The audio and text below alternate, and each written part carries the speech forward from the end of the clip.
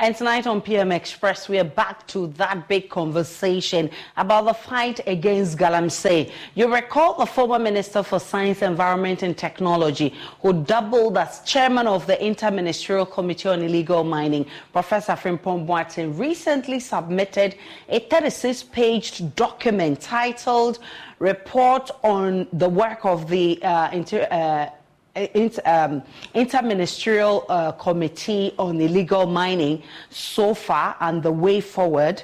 And I mean, he fingered some people in government who frustrated his efforts to fight illegal mining whilst he was environment minister. Of course, you follow the discourse that it generated. Well, today it is emerging that the Attorney General has advised the police to discharge persons mentioned in that report, except those still under investigation, explaining that Professor Frimpong Boateng's allegations are empty and do not have evidence to prosecute the persons named. That is the thrust of our conversation tonight. Now, let me refresh your mind on some of the allegations made in that famous Professor Frimpong Boateng's report. And just like you have read in the news, he made some very serious allegations. He said officials at the presidency heavily involved in galamsey. NPP bigwigs orchestrated my ousting. Allegations of 500 missing excavators untrue. Leading NPP officials serve as legal counsels for galamsey suspects, and MP sells illegally acquired concessions at 200,000 cedis. These are very serious allegations that were made by Professor Frimpong Boateng. Now, this is a response coming from the Attorney General.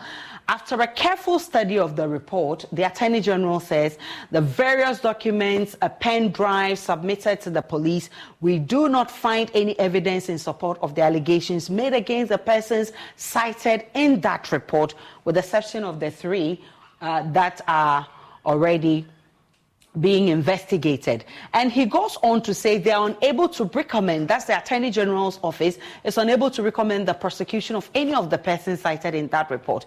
That is what is generating this conversation. Now, the AG says it awaits the outcome of the investigation being conducted in the case involving the three other accused persons.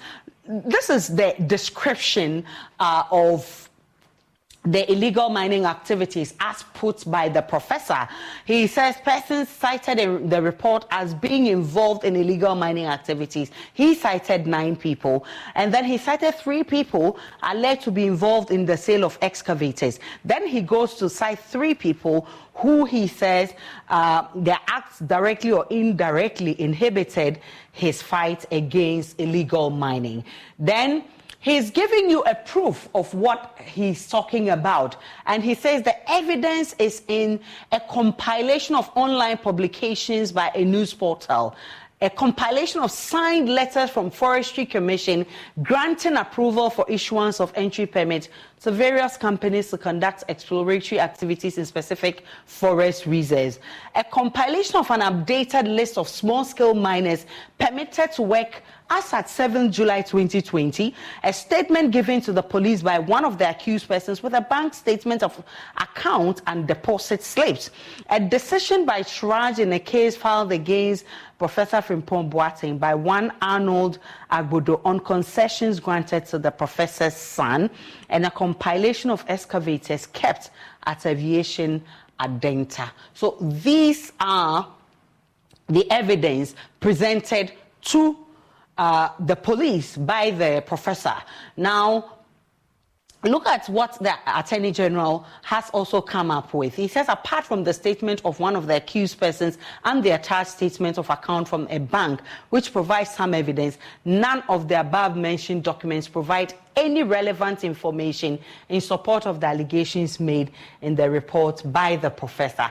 And according to the Attorney General, it is recorded that several attempts by the police to obtain further information from Professor Boateng to substantiate his allegations proved futile. And he says the professor refused to provide any further information to the police, and then he also declined to give a written statement, claiming his report is an embodiment of his statement and all the information he has on the allegations.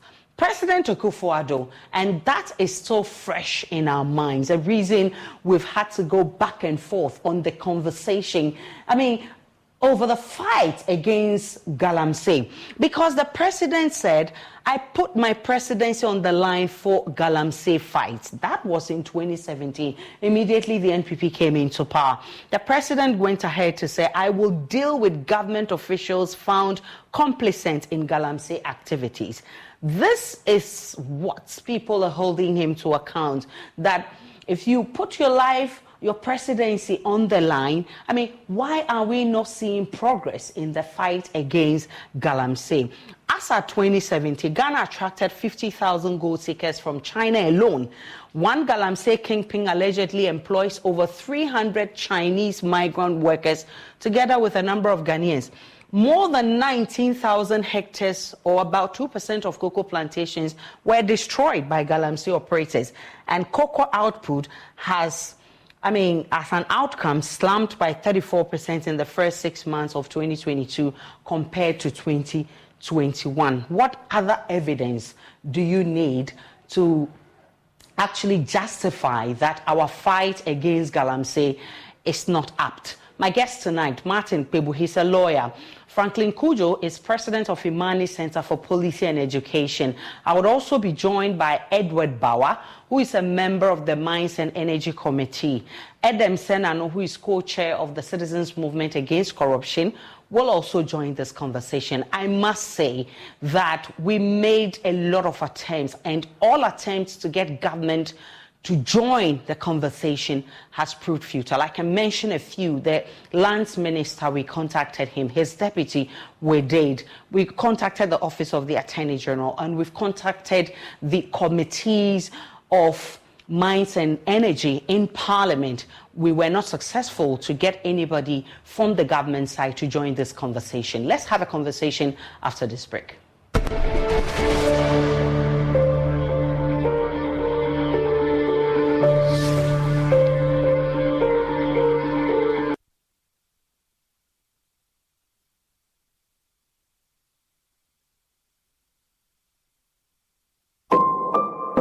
About 1/3 of a million people live with HIV in Ghana.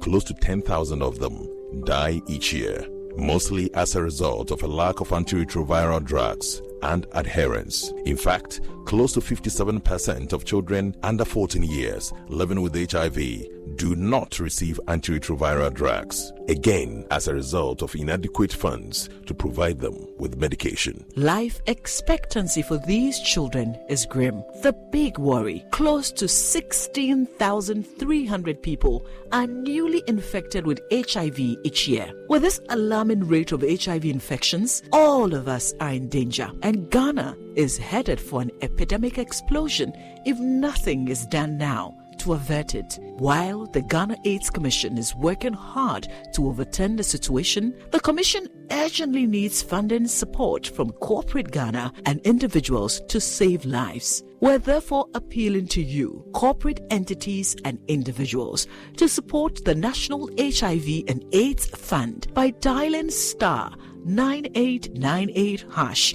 on MTN and Vodafone and follow the prompts, or pay into the National HIV and AIDS Fund account number 101-863-161-3233, Bank of Ghana. Your donation will be used to prevent new infections and provide care for people living with HIV, including children affected by AIDS. For further information, please call Ghana AIDS Commission on 0302 919260 or email info@ghanaids.gov.gh. Give to save a life today. Ghana AIDS Commission, partnering to eliminate HIV and AIDS.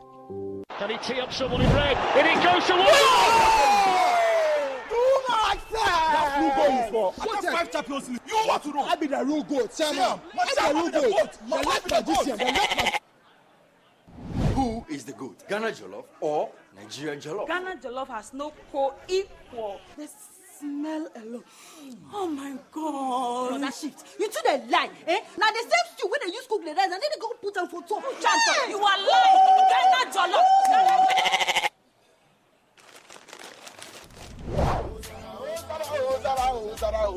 I knew this year. Forget everybody. Yeah. My guy. Put your papa in the jar. Put some respect on the goat. On the goat. The only goat I know lives in Tama. Every year, we dey give to you back. We are talking about PET. I want some Yaji face. Except be the goat, huh? My guy, he be the goat.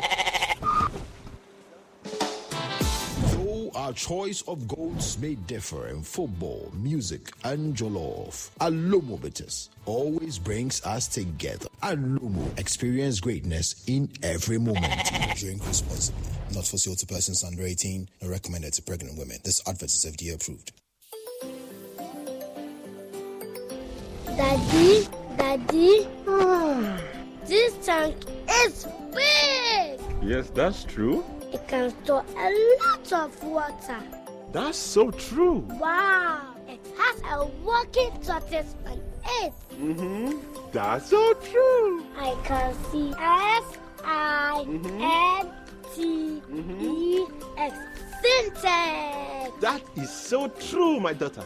When it falls down, it will spoil. That's not true. But why? Hey!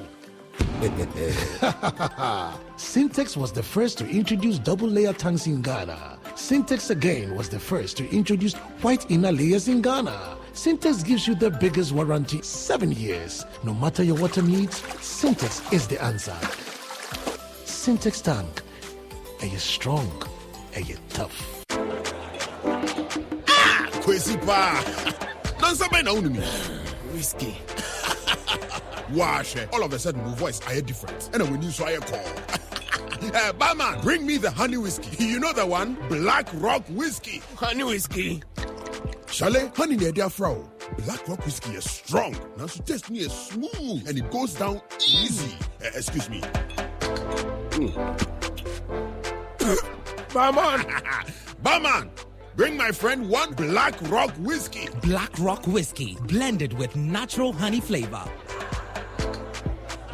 Hey, what's up? Barman. Hey, what the hell for Sikanton Sata? They be all been to man, no.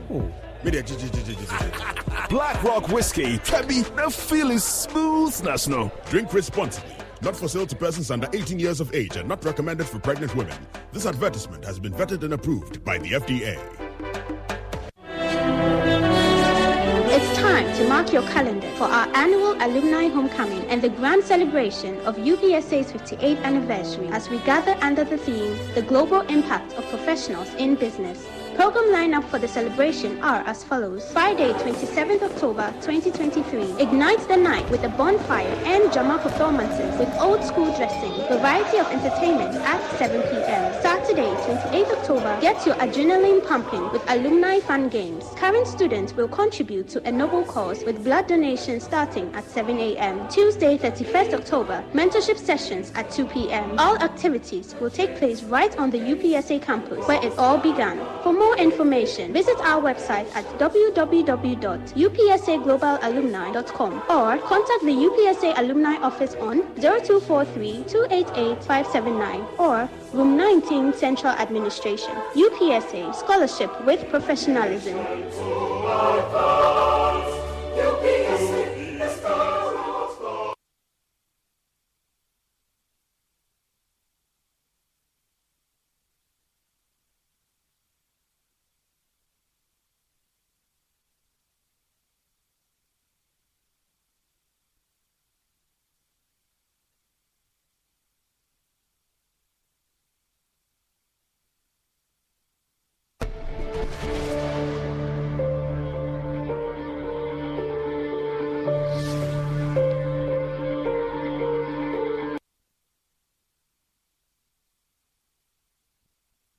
Many thanks for choosing PM Express. My name is Aisha Ibrahim, and PM Express is brought to you kind courtesy Syntax Tanks.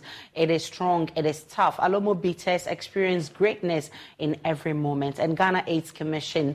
Now, Syntax Tank says that no matter your water needs, Syntax Tank has it all. Syntax Tank is first to introduce double layer tank, and now you can have as many layers as you want. Syntax Tank is first to introduce white inner layer tanks in Ghana, and they say they now introduce to you the customer spec order, which lets you order any color and size of preference. Syntax Tank gives you the longest warranty of 7 years, which no other tank gives you in Ghana. So whatever your water consumption, size of project or demand, choose Syntax Tank, and we have agents nationwide. Call Syntax on 0244 335 168 or shop online at syntaxgh.com. Syntax Tank, a year strong, a year tough. I'm grateful, gentlemen, for joining us on PM Express. Let me quickly start with you, Edward Bauer, because I remember the minority is one of the groups that exuded much pressure on government to act on the report of Professor Frimpong Boateng. The AG says the allegations are empty and does not have sufficient evidence to warrant investigating the people he mentions in his report. Thank you very much, Asha, and then good evening to my colleagues on the panel. Let me first state very clearly that yes, it's true that when these issues came out in March 2023, I mean, the minority was very vocal with respect to the contents of the report. But, you see, Asha, one thing that we must all understand is that as a country, we've always indicated that, look, illegal mining was less than that. I mean, you showed us the statistics as to how our forest is being degraded, how our environment is having a toll on the mining is having a toll on the environment and all other things.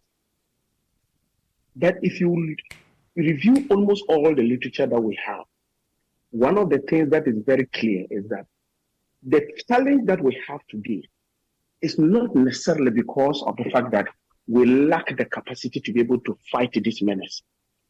Every literature you review, particularly the case of Ghana, they always indicate that this crusade will never succeed if you do not deal with the political drivers of the problem. The issue about even the fact that if you are in the opposition and then there's a government that is there, you seem to be promising the illegal miners that when you come, you will provide safe havens for them to continue with their activities. The issue of politicians being involved in it, the issues of corruption, these are issues that have come up. But specifically to this particular problem, Asha, the first thing that the minority saw that was very surprising was that this report was authored in March 2019 and presented to the presidency at the instance of the chief director of the presidency. Nobody knew about this report until March 2023 at that TV program at GTV, when Professor Frimpong Boateng hinted the existence of this report. That's how the police came into it. Before we even go into the issue of whether there was an investigation sent to the president, to the Attorney General for the Attorney General's opinion, between 2019 and 2023, 4 clear years, what was the president's position on this report? What was his action? Particularly in the face of the fact that this was a president who had vowed and had indicated that he was putting his presidency on the line. Now you have a chairman of a committee that you had set up to fight this problem. He presents a report, a 36-page document to you, pointing fingers at some of your officials that you have appointed into office, that they were either directly involved or they were working to sabotage the work of the chairman and, for that matter, by extension, the committee. So that is the first part. What did the president do within that? So as somebody who is sitting outside will say, but for the fact that Professor Frimpong Boateng even decided to talk about it, but for that fact, what it meant was that government was not ready, or maybe the presidency for that matter, was not ready to even act on this document, because we do not have any proof to suggest that when this report was sent, the president made further investigations, and upon the investigations, he realized that the allegations that were captured in that report could not be verified, or maybe they were false, or that even if they were true, these are the measures that he put in place to do that. No evidence of that. The first point. Two, I am not a lawyer, and luckily enough, I have my old boy who is there, Martin Kebu, who would maybe talk more on the legal aspect. I'm not a lawyer. The common sense will tell you that you have an investigative body, that's the CID, present a report on their investigation, a docket to the Attorney General. And in that particular report, let's even take the issue of the Sedmante, the John, Oforiata, and then we see issue. If you look at that report, I am not a policeman, I'm not a lawyer. You are presenting a docket to the Attorney General. And in that particular docket, in the report, you, apart from the journalist statement that was there, you have evidence that these people were invited, but you do not have a statement captured as this was the statement they made when they came to the police. And this was presented to the Attorney General. Question: is it that the people refused to give a statement? Or there was a deliberate attempt to create gaps, such that the issues cannot be prosecuted? It is something that is a legitimate question that anybody can raise. But I just simply cannot fathom how CID report will be brought. Then you say that you have invited some persons to come. They come there, and then the docket you present to the Attorney General for advice. That docket seems not to even have the statement of the principal actors of the alleged crime. It becomes very so, and I do not want to believe that the police do not know that in trying to get all these facts and the particulars of the supposed crime, they will need the statements of the individual. How come this report was made? This docket was presented to the Attorney General's Department without these particular statements. Is it that there was a deliberate attempt to really create those gaps, such that the problem was there? That's one. The Attorney General explains that they first need to establish prima facie before they can go ahead to investigate them. He says the evidence is not sufficient. Look, Asha, all of us have gone to the police station one way or the other before. The first thing you do when you get there, they say there's this issue about you. What do you say? They give you a statement form to put up your statement. Is that not what you do? True. So it is the statement from there that they will go. And maybe Martin may educate us in that. You are asked to give a statement. My question is that how come that was never captured in the docket? It was not in the docket. That's the point I'm making. But let's even leave the legal gymnastics. If you have the legal threshold to allow the Attorney General to advise that these people should be prosecuted may be a bit high, because crime, at least you should be able to give all the various particulars of the crime. I believe that. But the moral threshold, particularly the basis of the fact that the president had hinted his presidency, he said, look, what he eventually told Ghanaians was that I was ready to just walk out of my office, let my presidency die, as long as I'm able to fight this particular issue. So the moral threshold may not be as high as that of the legal threshold. You have your appointees who have been pointed, maybe some of them, you have been pointed that, look, they were either frustrating the work of the committee or they were involved in cover-ups. What did you tell Ghanaians after you received that report? Because if I'm a president, or maybe something, I say that, look, I am putting my presidency on the line, and you usher as an appointee, I get to realize that there is even the slightest hint that you are actually doing something to sabotage what I intend achieving and the pledge that I've given to Ghanaians. You must give way. Has that been done? For all intents and purposes, these are officers who are still at post. So if you look at the general,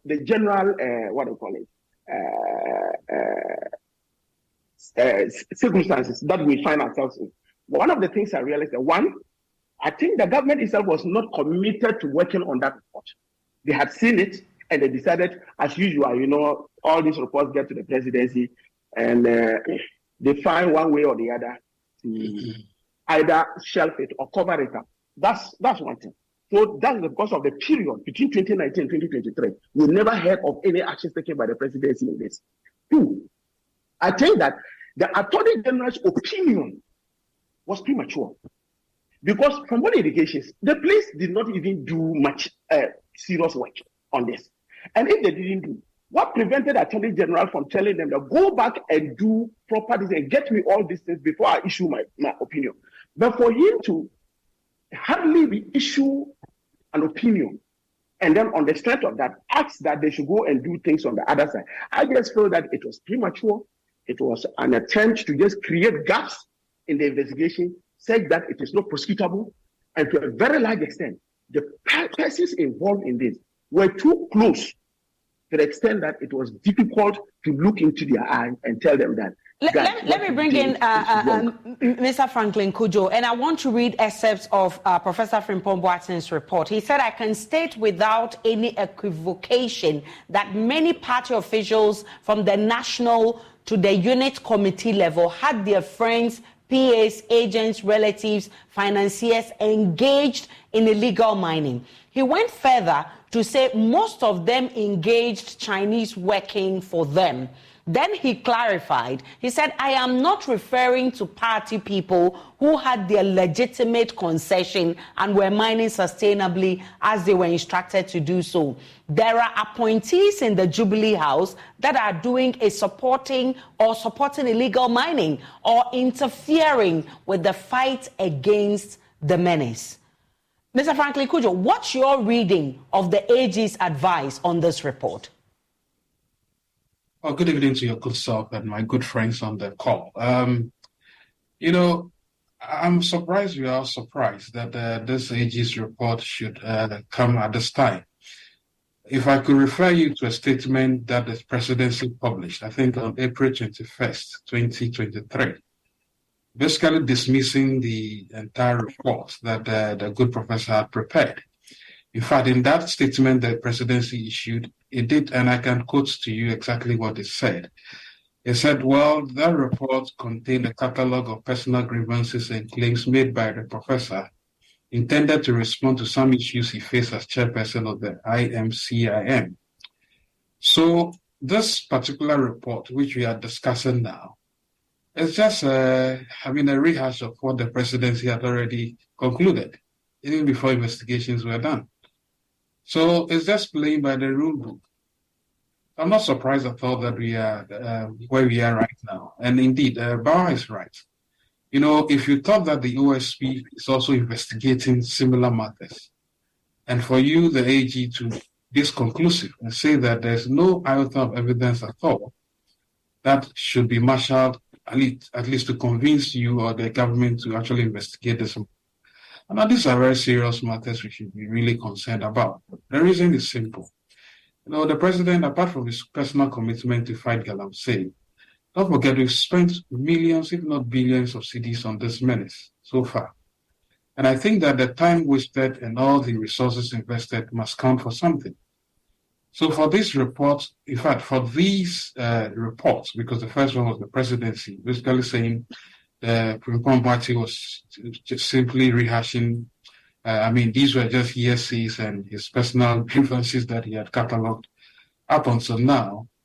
It's quite frankly quite insulting. And I'm not surprised that no government entity wants to respond to this particular paper, because I'm sure they are aware, and I'm sure they are listening right now, that this is not what they expected. And by the way, let me play the devil's advocate. If you were indeed a member of government, a senior member of government, or indeed the entire government right now, you'd be worried that if there's a kind of worm that is open about these investigations, you're just digging yourselves into digging further, already lying in graves, given the chaotic nature of our economy and everybody complaining about one hardship or the other. And every day, almost all kinds of problems keep coming up. The last thing you want to do is to give more anon to this whole what I call a festival of scandals and political infighting. You don't want to do that. So I think the Attorney General quite simply decided that he's taking the gambler's trick, playing the gambler's trick, and saying that, well, let's end all this game right now. I carry all the cats away anyway. That's what it's done. But of course, would you blame him for, executing his mandate as the Attorney General no, not at all. legally. I'm not blaming him. And remember, he who alleges must prove. So if you do not have evidence, then the Attorney General would have every right to say that. Oh, no, I'm not actually blaming him for executing his mandate. He's done it excellently well. In fact, in this case, he's executed the mandate that has been already established by the presidency. As I told you, the presidency cleared everybody even before they investigated. Attorney General's action is just an icing on the cake. So he's just executing the mandate, and he's done it perfectly. So I do not, in fact, that's not part of Article 88, I think. Well, I'm just telling you that's his rule book, and he's playing by it. But look, if the presidency cleared everybody as far back as April 21st, 2023, and I've just read to you portions of that statement, basically saying that, the old professor was probably dreaming and drooling and decided that he would just collect a series of personal grievances and then prepare them into a paper and hand them over. They even said it was not even handed over properly. They said it was an informal way of basically reporting. So the Attorney General has actually performed his role. And I'm just telling you, he played the gambler's trick, carried all the cats away and said, well, let's close shop. All I'm telling you is that this is actually an insult to the OSP as well. Because don't forget, the OSP is also investigating aspects of this whole report. You don't remember? You do, right? Go ahead, Mr. Kujo. Yeah. So I'm just telling you that this is just part of the grand cantata. But I'm saying that if I were politically mischievous, and I'm just analyzing on that basis, that the only reason why this will never see the light of day is because, quite frankly, we are under a deluge of all kinds of scandals and corruption-related and political infighting. Why give venom to another series of investigations to worry my government anyway? In any case, the professor is no longer part of us. So why do we even have to make him a saint? So that's what he's done. And the Attorney General executed very, very well, really. So he's done his job. Mr. Senano, you have had cause to worry about how, as a country, we haven't fought this illegal mining canker with the anger it deserves. The report coming from no other person than the Environment Minister and Chairman of the Interministerial Committee on Illegal Mining. I mean, it was something that people felt was going to actually help enforcers of the law to deal with the issue properly. How do you feel about this latest development? Sad days in Ghana. Absolutely sad days in Ghana. I mean, one cannot begin to understand the expectation of any group who believed that the professor had to provide the evidence. All he needed to do was credible allegation. And was his allegations credible? In my view, yes, they were credible. Because this is a man whose position required him to engage these various parties. He would not, with the background he comes from, I mean, a scientist, a surgeon of the heart, where precision is important, in making this. Don't forget that when he authored that report, it wasn't meant to go to the CID or it was to the president, a person who had said, my presidency is on the line. So he strongly believed that with credible allegations, the president would put into motion the necessary agencies to ensure that the investigations would then provide the supporting evidence. I think that it's disingenuous at this stage to say there's no evidence. And as Bauer pointed out, the report makes no reference to any other individual who has been interrogated, information followed up, any other files, any other groupings. It just says that the professor failed to provide evidence after several follow-ups. But the AG indicated that there are 3 who are being investigated. The language does not sound like those 3 are being investigated as a result of this direct report of Professor Frimpong Boateng. It sounds like some other initiative intervention in the courts is what is resulting in that. So it's quite sad because, in my view, this is an opportunity for the government to think, reflect, and find the space to say, look, we we distance ourselves from A, B, C, and their actions, because we take this fight against Galamsey, illegal mining, very seriously. Especially bearing in mind that you are entering an election year. If they cannot begin to take that position or posture, then it's almost as if, damn the consequences, we'll continue to do what we like. That's extremely dangerous for this country. Well, I'm happy actually that we have a lawyer in our midst, because Mr. Martin Kpebu, the Attorney General's advice to the police is within his mandate as stipulated by law, right?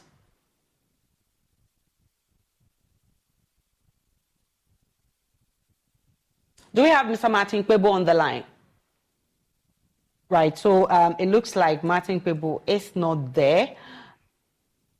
Do we have him? Hello? Yes, I can hear you. Hello? Yes, Mr. Kpebu, go ahead.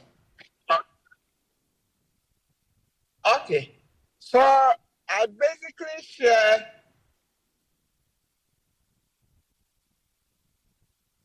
All right, so it looks like there's a terrible network there. Is he back? All right, I would have to go back to Martin Kpebu when we fix the line. I would like to take a break on PM Express. When I return, we'll look at a bigger picture, the fight against Galamsey. Is it a lost battle? Stay with me, I'm coming right back.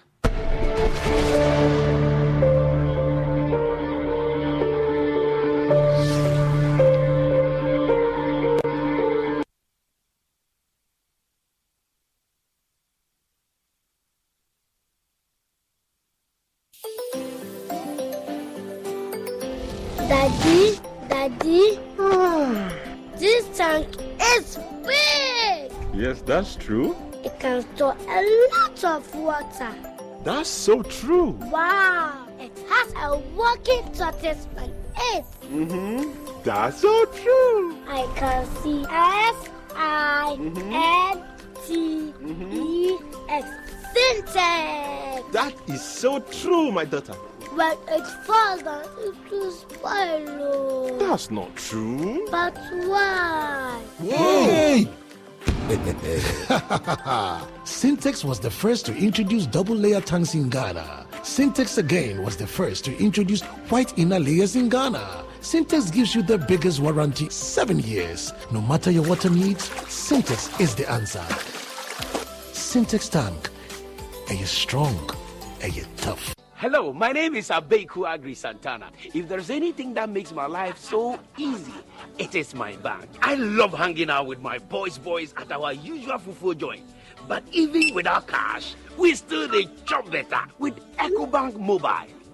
No matter the time of day, my bank helps me stay in touch with my beautiful wife whenever she's away. And when my beautiful wife is in town, she never misses out on her favorite TV shows because I'm able to pay up all my TV subscriptions from the comfort of my mobile phone. Whenever she has to get groceries too, my bank makes it cashless and convenient. And the part my wife loves the most is when my bank makes it possible and easy for her to shop from any part of the world without moving. Welcome to the smart world of EcoBank. Download EcoBank Mobile from Google Play Store or the App Store and discover the smart way to bank. EcoBank, the Pan-African Bank.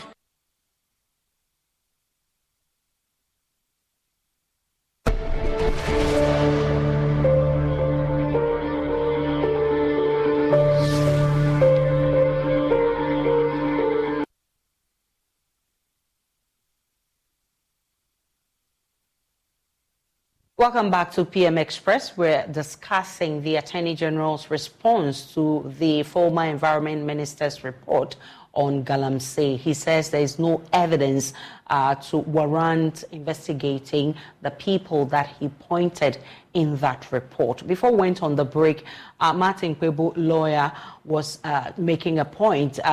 I'm happy that he's back. Mr. Kpebu, so I wanted to find out if the AG's advice is within his mandate, provided by the law. definitely that one, yes. By Article 88, the AG controls prosecution. Yes, it's his mandate to determine who gets prosecuted and who doesn't.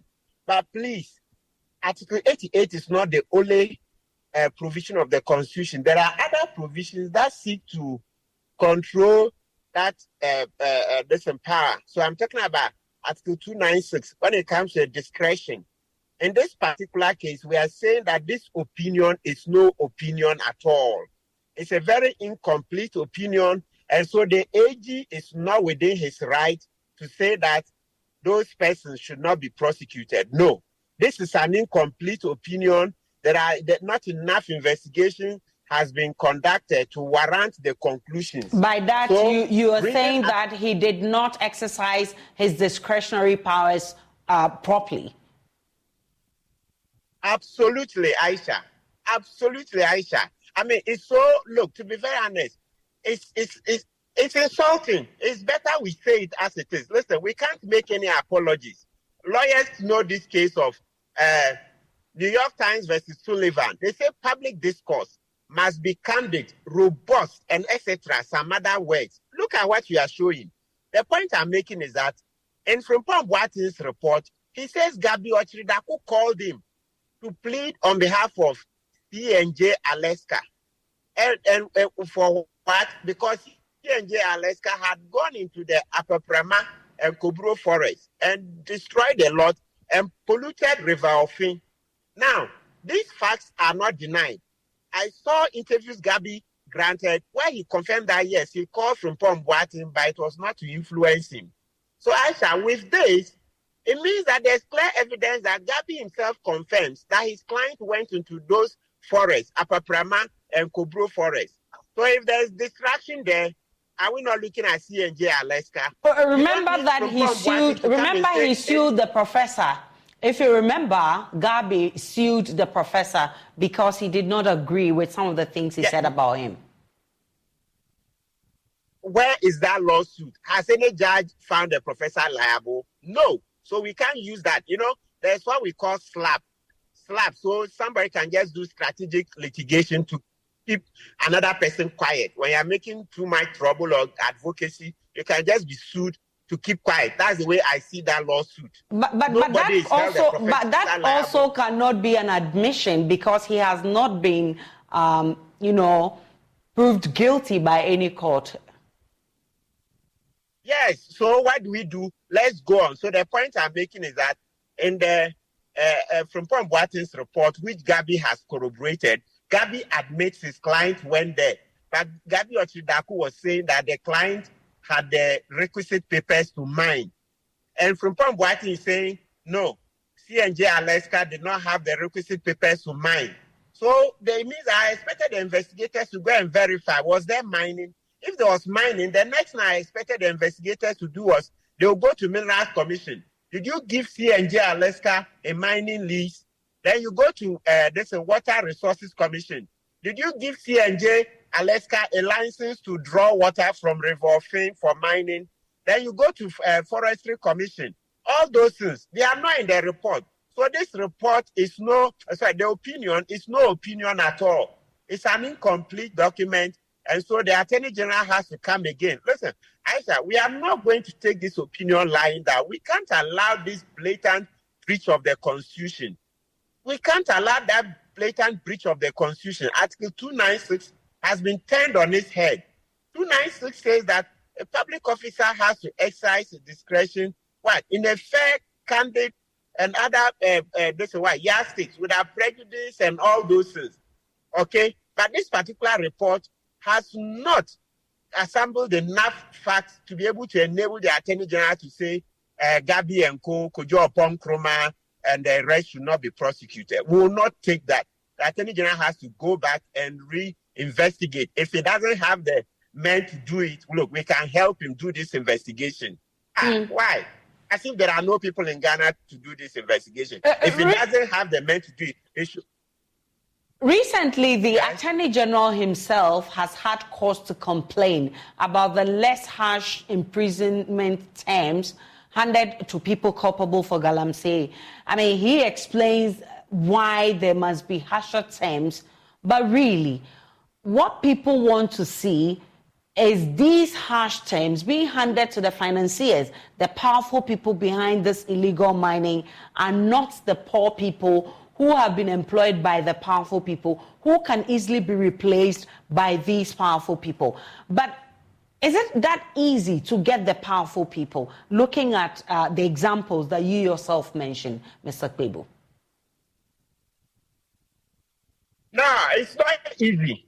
It's not easy to get the powerful people. Like we always say, the justice system, sometimes you call it, it's like the spider's web. It catches the weaker people, the vulnerable. Elsewhere, it's not only limited to Ghana. Elsewhere, it's there.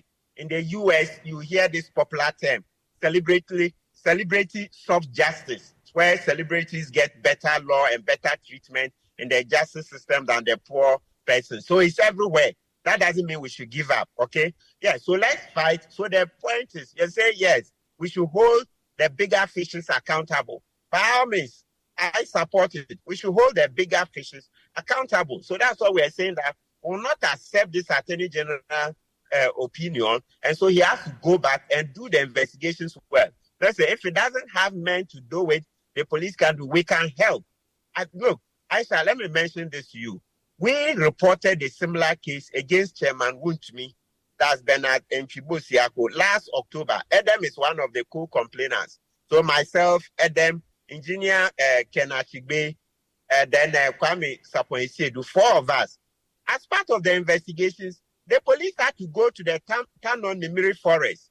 They went and gathered evidence, the distraction and all that. As we speak now, Aisha, they are still investigating. Of course, we are upset that it's taking too much time. But I'm showing you that the police went there. This Attorney General's report, you don't see any such evidence. And the police in this Chairman Wuntumi case also have to talk to Minerals Commission and the other agencies I spoke about. In this case, you don't see such a thing. So this investigation is so incomplete, it can only be seen as whitewashing the situation, which whitewashing we are not going to accept. Look, times have changed though. Times have changed. Ghana has to move forward. We can't continue doing such things. Mr. Bauer, certainly the minority is not happy with this development, because listening to what you really wanted with this new development, what then is the next step for the minority? Okay, thank you very much. I think that, one, luckily enough, this issue came up in one way or the other, and then the committee had decided that we will invite from Tabwati. This is the case. There were 2 issues, and one of them is just what Martin just finished. The issue of the Akunta Mining Limited at the Tanon Forest Reserve. Specifically, I asked the Minerals Commission, the CEO, I asked him a question. I said, look, did this gentleman have the license to be able to do that? He said no. And so they issued a statement saying that he didn't have the lease to do that. The second point was that, did you actually go to, did you actually go to the forest to check and see whether that had been done? The response of Minerals Commission was that was not their duty, it was the duty of the Forest Commission. Then there was another question that had to do, we remember that when they were talking about the community, the community mining issues, that when they started with the community mining issue, Minerals Commission came out and said that some of the areas that they had given out for community mining were all seen and considered as illegal mining. The Minerals Commission CEO, I specifically asked him this question. He said yes, based on the areas they had demarcated from Boate's total report. It meant that those areas where the people who were engaging in those supposed community mining were all doing that illegally. So the committee then said that we took a decision, and that was just during this break. We took a decision that we were going to invite Frimpong Boate to come to give us better particulars in that particular area. And I did that application, and the chairman Atacha agreed. So the hope is that going forward, maybe in Parliament, when we go to Parliament, we may have to revisit this issue. Because, you see, everybody who looks at this tells you that, look, I didn't even know that on the 21st of April, the presidency had already issued a statement already concluding this thing even before the CID started. Who, in his right mind, knowing that the appointing authority has already said that there's nothing in this, would issue a statement or maybe an opinion contradicting the presidency? Nobody will do that. It goes to also confirm why, since 2019 up to 2023, the presidency was so silent on this until Frimpong Boateng himself spoke about it on GTV. Clearly, it is also confirms why the policemen did quote-unquote shabby job in going. How on earth can you say that there was evidence of money laundering? You had this issue where this journalist, in his statement, stated that, look, my account was only used in dealing with this issue.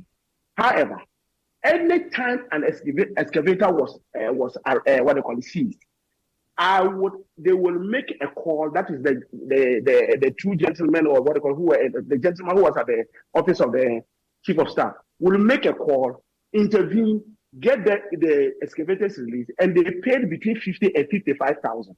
And because they did not want this money stream, it was paid through his account. He goes to withdraw that, and then he gives it to the first vice chairman of MPP in Central Region and the gentleman from the presidency. How on earth can a police, in conducting this thing and presenting a docket to the Attorney General for an opinion, will not capture the statements of these two gentlemen who have been accused? How can that be done? I'm not a policeman, but it defies logic. And all part of the scheme, they had stated the conclusion. The conclusion was that there was no case to investigate by the presidency. So every other public official who was working must work towards that particular conclusion. And that also included the shoddy work that was given to the Attorney General, and the manner in which, the haste in which, the Attorney General decided to issue this statement. And so, look, we cannot get this thing from the executive. The executive will simply not do anything about this. And would you sit and watch the executive not do anything about it? That is why the lack is that the parliamentary wing, the legislative wing, and I just told you that just this break, we had a committee meeting and this issue came when the Minerals Commission came. I personally made that application, and the chairman admitted that application. So we are sure that when we go back, the clerks will follow up on this to get Frimpong Boateng to come. And when he comes and he states them, these public officers, by virtue of the fact that they are paid with the taxpayers' money, monies that are approved by Parliament, it is incumbent on us that we can invite them, subpoena them into to face the committee, and then we can have further investigations on this. Mr. Franklin Kujo, at this point, is it a lost battle? Oh, it's a lost battle. And I think we should just issue a statement saying that we blame the president for the mess that has been recorded under his stewardship for Galamsey, because it's all over, really. I mean, it's as if we are being told that it's only Ghost who are operating, right? So nobody at all is responsible for any of these things we are seeing. And so the presidency must be blamed, and the president takes the ultimate responsibility. I think we should just issue a statement and say that his government has failed woefully, and he has superintended all this Galamsey we are seeing. In any case, you guys have been spending so much money going around, Rastos and Co., doing all these documentaries. Why? Don't we see all of this? So if nobody wants to take the blame, well, the president said he will put his presidency on the line. So he is on the line, and we should blame you for it. Adam Sananu, I mean, we should just go to sleep because it's not working. Well, I like the way Franklin puts it. It's a lost battle. The presidency should prove us wrong. So we should give up, right? No. It depends on where you are, how you are contextualizing the give up.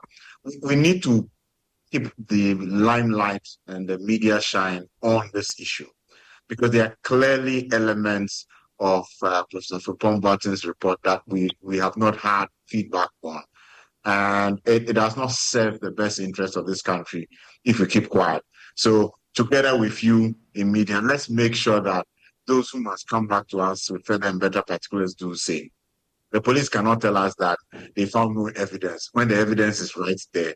As Martin has pointed out, there's concrete evidence right in what he said in the first instance. And they should not think that Ghanaians are I don't know what word to use, but sometimes it just makes you cringe and feel embarrassed when things like this happen. Let's keep the fire on this issue. Posterity would not forgive us if we felt that because the president has refused and reneged on his responsibility, the rest of us should. We cannot renege on our responsibility to hold them accountable. That would not be the way to go. Well, if I want to go by your words, the conversation about Galamsey will not end today, but definitely we'll be happy if we see some progress rather than the back and forth we've been going with this conversation. Thank you so much, gentlemen, for joining the conversation. Edward Bawa is a member of the Mines and Energy Committee in Parliament. Mr. Franklin Kujo is president of Imani Center for Policy and Education. You heard the co-chair of the Citizen Movement Against Corruption, Edem Senano, and Martin Pebu is a lawyer. Please enjoy your evening.